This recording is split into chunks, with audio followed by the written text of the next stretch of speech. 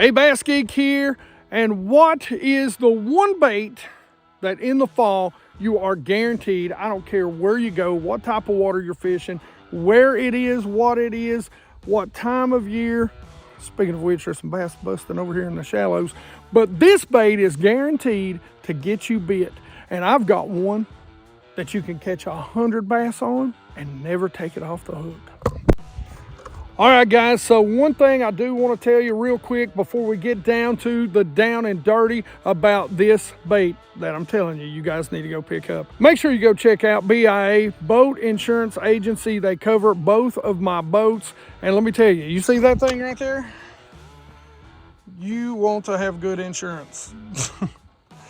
This thing is great, but if you hit a stump or you hit a log and you need a new lower unit, you don't want to be coming off of that out of your own pocket. BIA Insurance, I appreciate the heck out of them, and they are better than any, well, all they do is boat insurance, guys.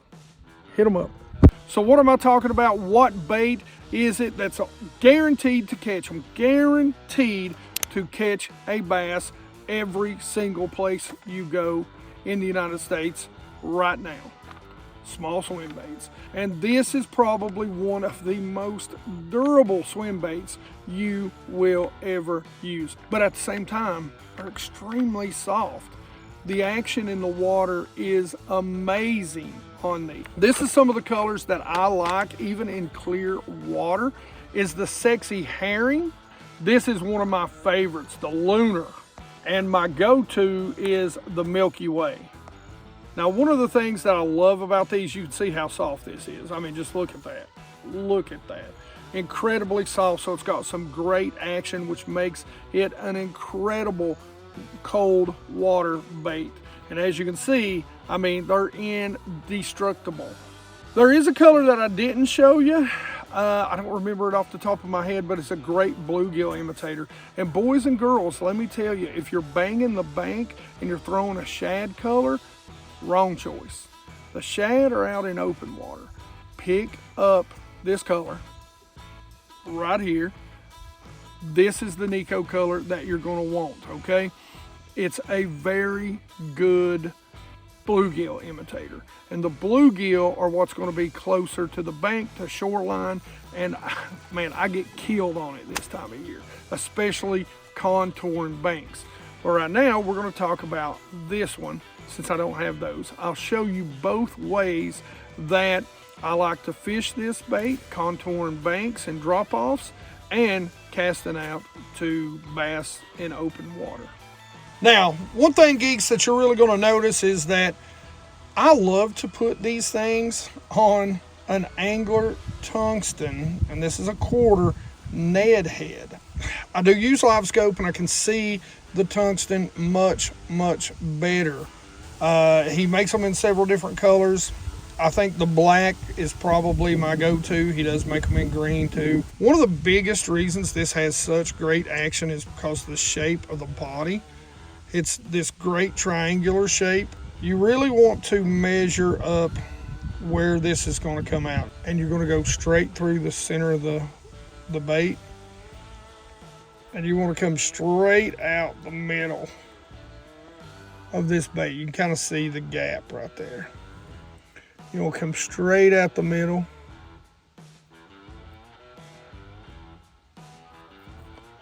And then push that head up on there. So now the great thing about this, and today's video is brought to you by Avid Angler. The great thing about this glue is you can use it, and like I always say, just a drop. That's all it takes right there. Push that bait up on there and hold it. This stuff dries extremely fast. And there you've got it. You got a nice straight bait. I'm trying not to get my fingers in it. And what a lot of you guys don't know is that this stuff actually, it will not eat your fluorocarbon line. It's actually great for your knots also. Makes your knots stronger. So make sure you check out Avid Angler. Geeks, especially you kayakers, you older boat guys, make sure you check out their kits. These things are incredible. They come with the markers. The markers are the best in the market, by the way, guys. Best on the market. Best glue, best markers. I'm telling you, this stuff is incredible. Now, there you have it. Let's go, and I'll show you how to cast and hopefully how to catch a couple of bass on this. All right, so let's talk about rod, reel, and line. Now, you'll notice that I've got this set up on a bait caster. Now, I love to throw this on a bait caster. This is my Tactical Elite.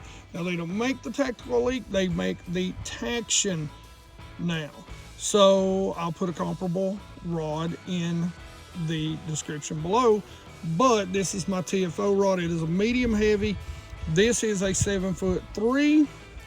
This is also a Lew's BB1 Pro. It is a 6'3", I believe, to 1 or a 6'5" to 1. They don't make this exact model, but they do have a BB1 Pro. Again, I'll put this down there. I love that speed. I can fish it, you know, quicker when it's shallow and I'm using a heavy weight, and I can fish it slow when I need it to be deeper. Again, 7'3", medium heavy, fast action on the Taction right there. Now, 90% of the time, this is what I'm going to use. This is my TFO Professional. This is my spinning rod. For my finesse swim baits, I generally like this. Well, I generally like a spinning rod. So I coupled this with a speed spin. I mean, I think it's like a $49, $59 reel from there. It works just fine. The drag is great. It's one thing I love about Lew's. Their spinning reels, the drag is incredible, especially for the price range. That is a 7-foot medium. It is also a fast action.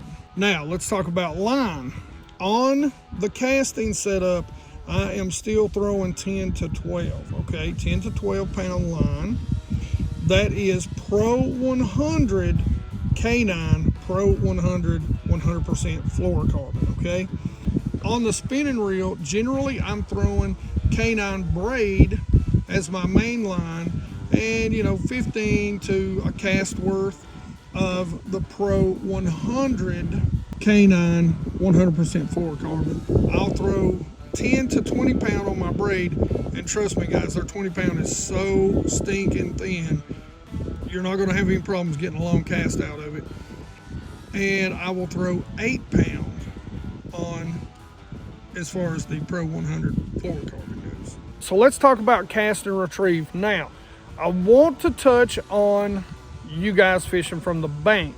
From the bank, you're going to make a cast out, and I'm going to tell you 90% of the time, as long as you're not throwing over heavy brush or weeds or laydowns, throw it out there, let it sink to the bottom. When you let it sink to the bottom, give it just a little snap up and slowly retrieve it, keeping your rod tip up as it comes up the bank. Contour the bank with a small swim bait. It is key. For you guys fishing down the bank, it's going to be the exact opposite. Throw it up shallow. As soon as it hits the water, start cranking it and slowly drop your rod tip. That's going to help it contour that bottom as it goes. All right, so let's talk about retrieve, okay? We've talked about the cast. Let's talk about the retrieve. Basically, the retrieve is going to be as slow as you can go. So if you're coming downhill, if you're fishing from the boat to the bank, you're coming downhill and you keep hitting the bottom, speed up just a little bit. If you're fishing from the bank and you keep hitting the bottom, speed up a little bit, raise your rod tip a little bit. Same goes with from the boat to the bank, speed up. If you're not touching the bottom ever, slow down just a touch, okay? You want to tick the bottom once in a while, When you get the bite, if you feel a thump, don't automatically swing. Keep reeling because you want to feel the weight of the fish. This is one time I'll tell you, do not swing. Wait until you feel the rod load up, and then you're going to want to side set, okay? With a spinning reel, I'll generally set upwards, but I'm going to work my rod down very quickly. All right, so I'm going to show you how to count these down. Now, I love to fish open water bass. I know you guys see me do it all the time.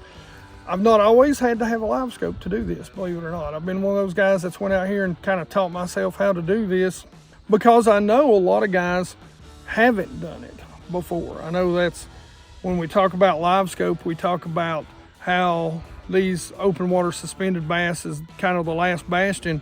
Well, maybe for those guys, but not for me. And so this is one of the ways that I would catch those bass before I had a live scope, and the way that you guys can do it even if you don't have a live scope. And that is to learn the fall rate of your bait. And that's really pretty easy to learn. So every bait and every weight has a different fall rate, but this is a real easy way to find out what the fall rate is of the bait you're using. So this is a 7'3" rod. So what I'm gonna do is I'm gonna bring it down to where I think it's gonna be about 7 feet. And since this bait is about 3 inches, 3.5 inches, I'm just gonna set it right there. So that tells me this is about the 7 foot mark. All I do is drop this over the edge, put my rod tip right against the water, and start counting Mississippis. 1 Mississippi, 2 Mississippi, 3 Mississippi. I feel it tick my line, I know that's 7 feet. So I can discern pretty quickly that this drops at about 1 foot per second, and that tells me how far I need to count it down. I always want to keep it just slightly above them. Even if it's 1 foot a second, let's say they're 10 foot down, I may stop at 7 and engage my reel. All right, guys, so like I said, you want to guarantee that you're going to catch a bass this fall. This is it. Go out there, grind with it. It may be tough. Fall can be tough. Sometimes it's junk fishing, but when it's tough, this is the bait that I pick up and I just go beat the banks with. And that is a Nikko Winnow. A finesse swim bait is a guarantee. All right, geeks, like I always say, questions, comments in the comment section below. I love to talk about fishing with you, and I love it. Tell me what your guaranteed fish catching bait in the fall. Like it if you like it. Don't forget to subscribe. Make sure you guys ring that bell so you get the notifications. 100% Watch Squad, baby. And as always, you geeks rock.